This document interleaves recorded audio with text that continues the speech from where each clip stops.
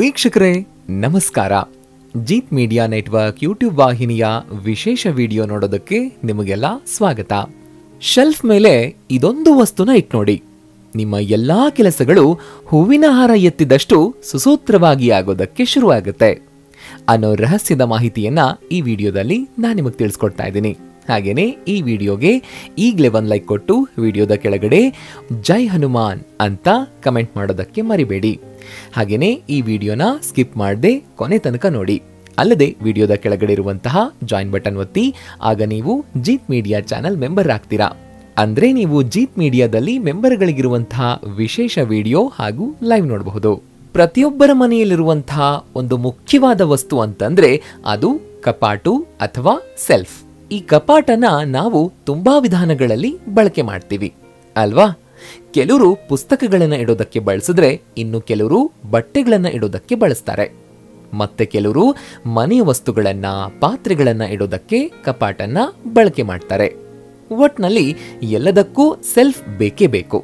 Self ಇಲ್ಲ ಅಂತಂದ್ರೆ ಮನೆಯಲ್ಲಿನ ವಸ್ತುಗಳೆಲ್ಲ ಅಸ್ತವ್ಯಸ್ತವಾಗೋಗಿರುತ್ತೆ ಅಲ್ವಾ? ಆದ್ರೆ ಇದೆಲ್ಲಾ ವಸ್ತುಗಳ ನಡುವೆ ಅಥವಾ ಸೆಲ್ಫ್ ಮೇಲೆ ನೀವು ಈ ಒಂದು ಚಮತ್ಕಾರಿ ವಸ್ತುವನ್ನ ಇಡೋದ್ರಿಂದ ನಿಮ್ಮ ಜೀವನವೇ ಬದಲಾಗುತ್ತೆ. ನಿಮ್ಮ ಮನೋಕಾಮನೆಗಳೆಲ್ಲ ಈಡೇರ್ತಾ ಹೋಗುತ್ತೆ. ಅಂತಹ ವಸ್ತು ಯಾವ್ದಪ್ಪ ಅಂತ ಯೋಚನೆ ಮಾಡ್ತಾ ಇದ್ದೀರಾ? ಹಾಗಿದ್ರೆ ಈ ವಿಡಿಯೋನ ಪೂರ್ತಿಯಾಗಿ ನೋಡಿ, ಎಲ್ಲೂ ಸ್ಕಿಪ್ ಮಾಡಬೇಡಿ. ಜೊತೆಗೆ ವಿಡಿಯೋಗೆ ಲೈಕ್ ಕೊಡೋದನ್ನ ಮರಿಬೇಡಿ.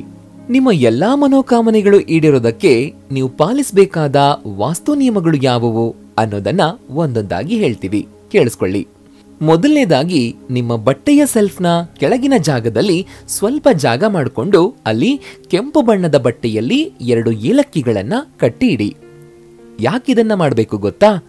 ಕೆಂಪು ಬಟ್ಟೆಯಲ್ಲಿ ಏಲಕ್ಕಿಯನ್ನ ಕಟ್ಟಿ ಇಡೋದ್ರಿಂದ ನಿಮ್ಮ ಶುಕ್ರ ಗ್ರಹ ತುಂಬಾನೇ ಪವರ್ಫುಲ್ ಆಗಿರುತ್ತೆ.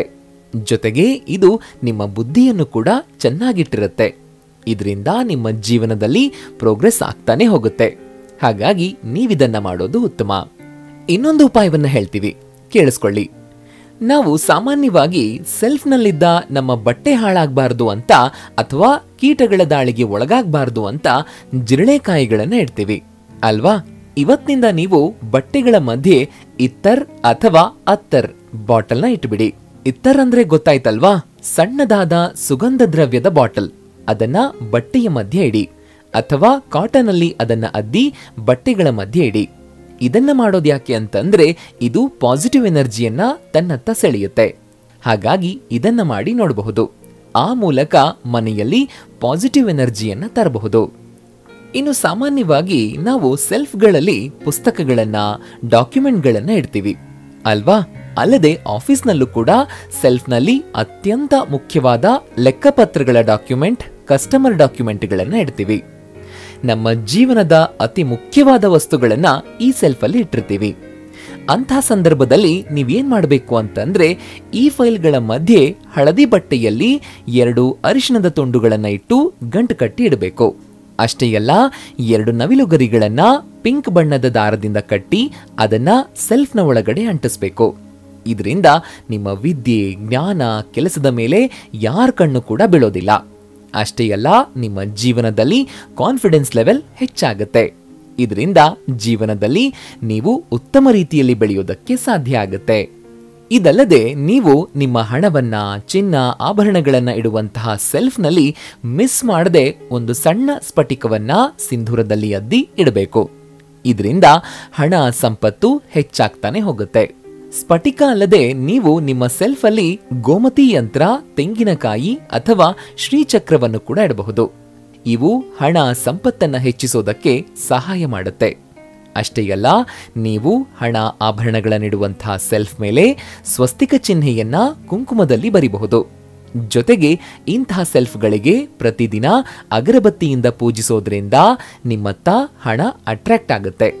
ಅಂದ್ರೆ ನಿಮ್ಮ ತಿಜೋರಿ ಹಣ, ಸಂಪತ್ತಿನಿಂದ ಕೂಡಿರುತ್ತೆ ಅಂತ ಅರ್ಥ. ನಿಮಗೆ ಗೊತ್ತಾ, ವಾಸ್ತು ಪ್ರಕಾರ ನಿಮ್ಮ ಆರ್ಥಿಕ ಸ್ಥಿತಿಯು ನಿಮ್ಮ ಲಾಕರ್ ಅಥವಾ ಸೆಲ್ಫ್ ಅನ್ನ ಯಾವ ದಿಕ್ಕಲ್ಲಿ ಇರಿಸಲಾಗಿದೆ ಅನ್ನೋದ್ರ ಮೇಲೂ ಕೂಡ ಅವಲಂಬಿತವಾಗಿರುತ್ತೆ. ಇವಾಗ ನಿಮಗೊಂದು ಪವರ್ಫುಲ್ ಆಗಿರೋ ಒಂದು ಟಿಪ್ಸ್ ಅನ್ನ ಹೇಳ್ತೀವಿ, ಕೇಳಿಸ್ಕೊಳ್ಳಿ. ಈ ಒಂದು ವಸ್ತುವನ್ನ ನೀವು ನಿಮ್ಮ ಸೆಲ್ಫ್ ಮೇಲೆ ಇಟ್ಟಿದ್ದೇ ಆದ್ರೆ ನಿಮ್ಮ ಎಲ್ಲಾ ಕಷ್ಟಗಳು ನೀರಿನಂತೆ ಕರಗಿ ನಿಮ್ಮ ಜೀವನದಲ್ಲಿ ಎಲ್ಲವೂ ಒಳ್ಳೆಯದಾಗುವಂತಹ ಸಮಯ ಬರುತ್ತೆ ಅಂತ ಅರ್ಥ. ಹಾಗಿದ್ರೆ ಆ ಚಮತ್ಕಾರಿ ವಸ್ತು ಯಾವುದು ಅನ್ನೋದನ್ನ ನೋಡೋಣ ಬನ್ನಿ.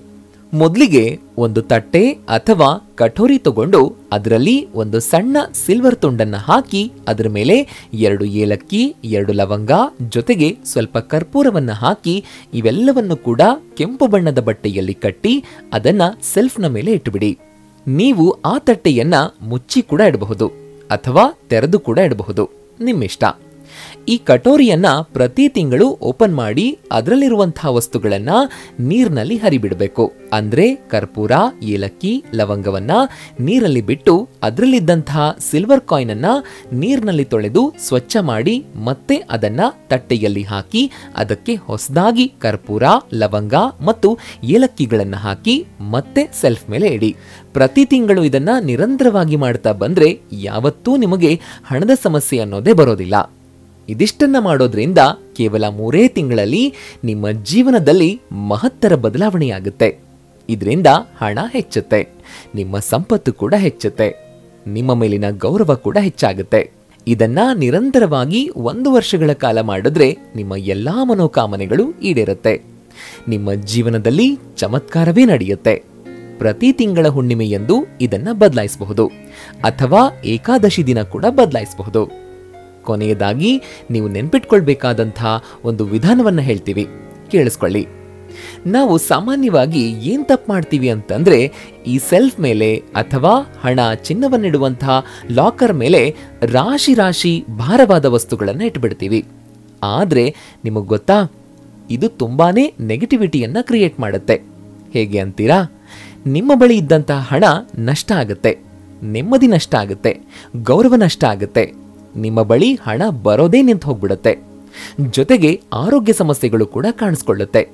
ಹಾಗಾಗಿ ಸಾಧ್ಯವಾದಷ್ಟು ತಿಜೋರಿ ಅಥವಾ ಸೆಲ್ಫ್ ಮೇಲೆ ಭಾರವಾದ ವಸ್ತುಗಳನ್ನ ಅಥವಾ ಬೇಡವಾದ ವಸ್ತುಗಳನ್ನ ತಪ್ಪಿಯೂ ಕೂಡ ಇಡಬೇಡಿ.